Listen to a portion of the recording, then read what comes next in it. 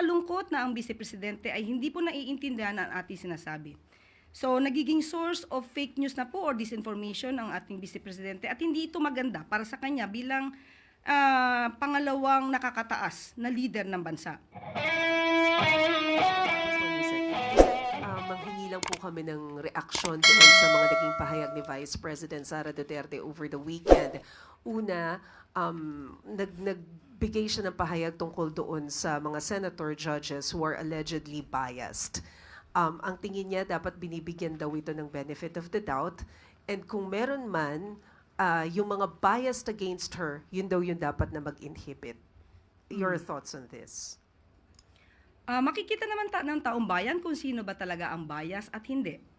At makikita rin ng taong bayan kung sino sa mga senador ang nagtatrabaho lamang ayon sa batas at ayon sa rule of law.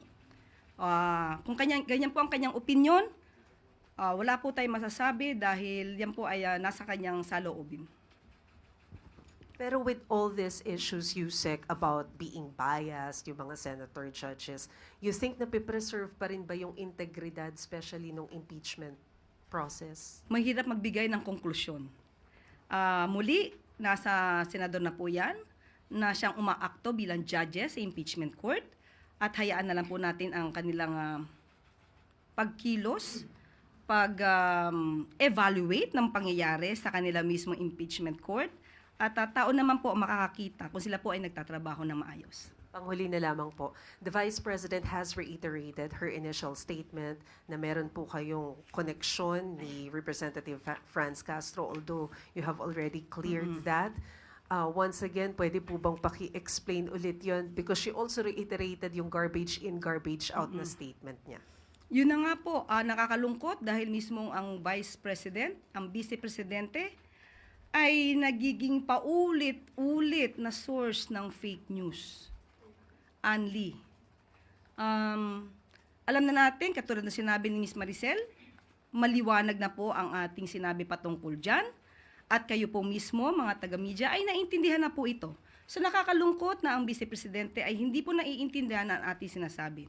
So nagiging source of fake news na po or disinformation ang ating Vice Presidente at hindi ito maganda para sa kanya bilang pangalawang nakakataas na leader ng bansa. Marami na rin po siya nabanggit patungkol sa fake news, patungkol sa Pangulo, patungkol sa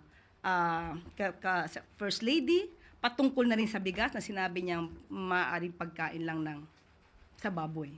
So, sana wag manatili ang pagiging source niya ng fake news bilang Vice Presidente.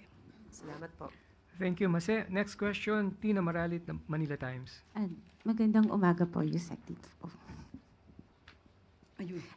Magandang umaga po, Yusek. Over the weekend po, the PNP Highway Patrol Group accosted two individuals for a traffic violation, and it was later found out that they are involved in an extortion scheme at ginagamit po ang pangalan ng first couple, particularly First Lady Lisa Marcos.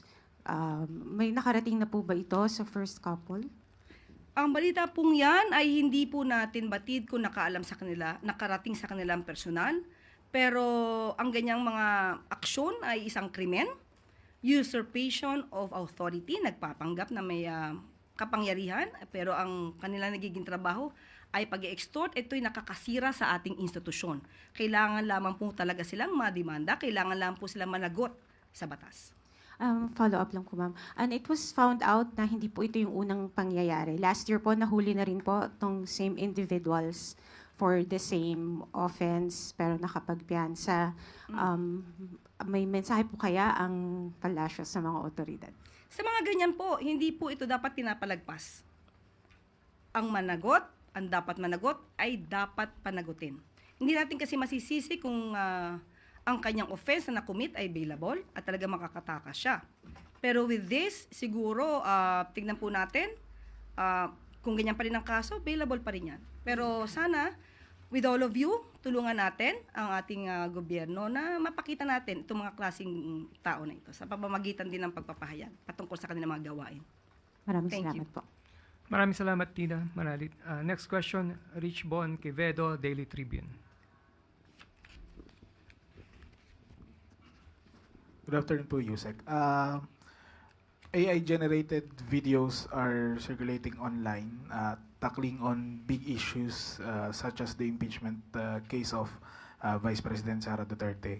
And this particular video po was shared by Senator Bato de la Rosa and reportedly by Davao City Mayor Baste Duterte. What is Malacanang's reaction to this po, considering that this technology can border on deepfake videos which can mimic even President Marcos, and what are the steps po na that the PCO will take regarding this issue po? Ang pag-share ng mga katulad na ganyan, muli, disinformation, fake news, hindi po sana nanggagaling sa mga opisyal ng pamahalaan. Nakakaduda, mas nakakawala ng tiwala kung mismo sa matataas na opisyal nanggagaling ang mga disinformation at fake news. At mabuti po at ito ay na-correct at napansin po ng ating mga kababayan. Ang sabi nga po natin, kahit po ang PCO, ang pamahalaan ay gumagawa ng paraan para mapahinto ang fake news, pero mas kakayanin po natin ito kapag po tayo tulong-tulong. Katulad po ng sinabi po ninyo, kayo na po mismo at iba natin mga kababayan ang nagsabi na ito ay AI-generated at hindi totoo. So maraming salamat sa inyong pagtulong sa pamahalaan para ma-detect natin ang mga fake news na minsan ay mga taga-gobyerno pa ang gumagawa. Thank you po, Yusek. Follow-up question, Eden Santos, Net 25. Yusek, good morning po. Regarding po dun sa follow-up yung binanggit niya na AI-generated, po. Pero kung titingnan mo yung sinasabi ng mga estudyante, legit naman po yung issue. Ano pong masasabi niyo dito? Sino magsasabing legit at hindi legit na issue? Kung ito ay galing sa isang fake news or AI-generated, so hindi tayo pwede magsabi na ito ay lehitimo o ilehitimo ang issue. Thank you po. Maraming salamat, Eden. With no more questions. Follow-up, Ivan Merino. Ma'am, more on that point, kung sakali hong may nag-share nga ng mga opisyal ng gobyerno, whether purposely or inadvertently, is it incumbent upon them to apologize or to take it back once they realize that it was actually AI-generated and fake? Unang-una po, hindi naman kinakailangan mag-apologize kung ginamit lang naman ng kanila ang kanilang mga talino para alamin kung ang kanilang isi-share ay mali, disinformation, or just AI-generated videos. Hindi kinakailangan mag-apologize kung una pa lang tama na ang inyong ginawa. But ngayon, na naipakalat na, paano na po yung ibang naniwala sa kanila? Considering na binoto sila ng taong bayan. So ngayon, na ginawa po nila, at wala tayong magagawa doon, dapat lamang po nilang i-acknowledge na ang ipinasa nila na video ay hindi totoo at hindi tunay. Thank you. Follow-up question, Alvin Baltasar. Yusek, in connection with that, do you find it irresponsible on the part of those who share the AI-generate video? Irresponsible bang hakbang yung ginawa nila? Lalo may mga government official na nasasangkot. Opo, responsibilidad nila to.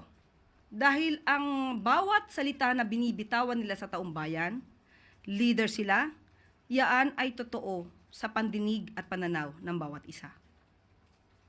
So dapat maging responsable sa anumang sinishare nila na impormasyon sa ating mga kababayan.